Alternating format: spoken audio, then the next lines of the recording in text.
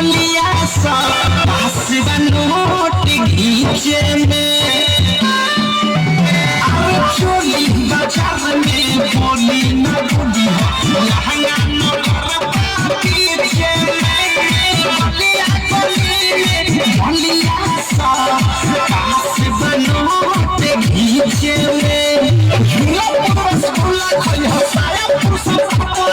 महापुर में मिश्री मिली सोच के भाई बहरी लालीपुर में घूमे सब छोड़ी खाली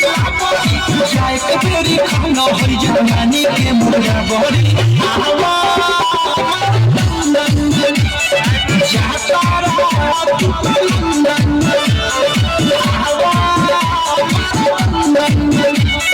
जाता रहा तू